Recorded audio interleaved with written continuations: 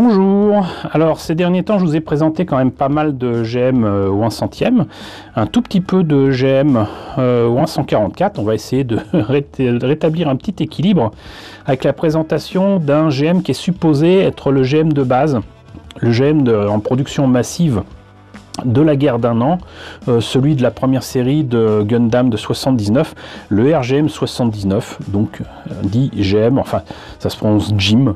Et c'est un kit qui date un petit peu, il a presque 20 ans, c'est un des premiers kits HGUC, donc High Grade Universal Century, enfin je dis un des premiers, c'est quand même le 20e. N'empêche qu'il date de 2001. J'imagine que d'autres versions sont sorties depuis. Je crois même en fait que c'est à l'occasion de Gundam Bullfighters que de nouvelles versions de Jim sont sorties avec des articulations de folie et je regrette de ne pas avoir ce kit là. Un jour peut-être l'aurai-je. Mais en attendant, j'ai celui-ci, date de 2001, il a presque 20 ans.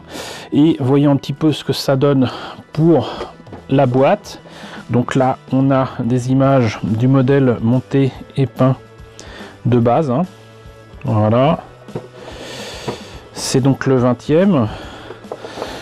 En 2001, il était proposé à 700 yens. À supposer qu'il existe encore, je pense que le prix n'a pas bougé. Là, une petite pose semi-dynamique.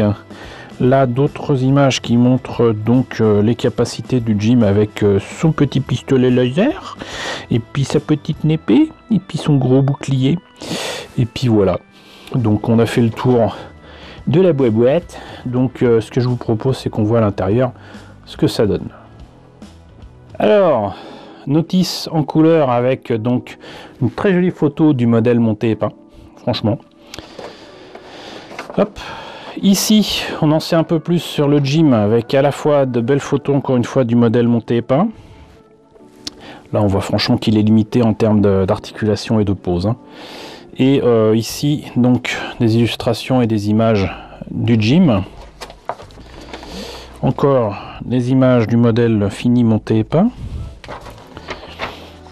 Là, donc, les pièces en présence. Donc, on a 2 grappes et une grappe de polycap. On commence apparemment par les jambes. Ensuite, on attaque le torse. Ensuite, les bras avec des mains ouvertes ou fermées, enfin des options de mains à disposition.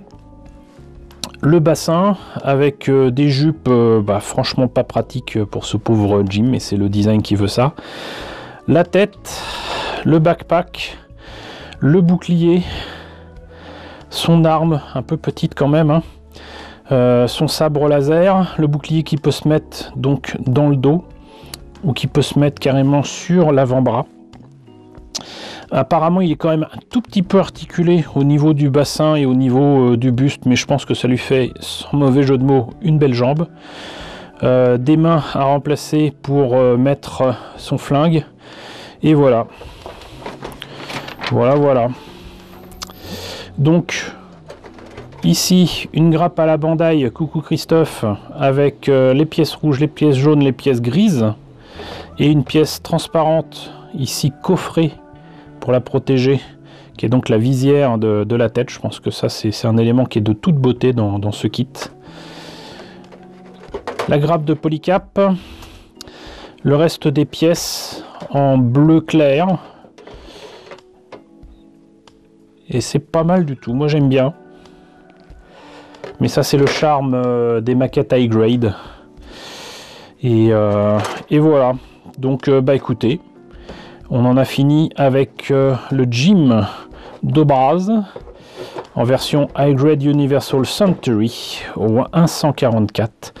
Une maquette qui date de 2001. Voilà. Donc c'est 2001, respect.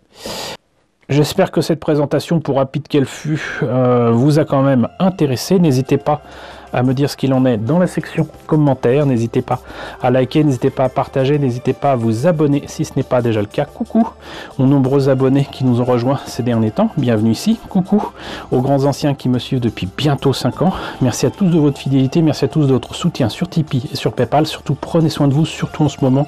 Je vous laisse avec la liste des contributeurs de la chaîne et je vous dis à très bientôt, je l'espère, pour la présentation d'une nouvelle maquette Gundam.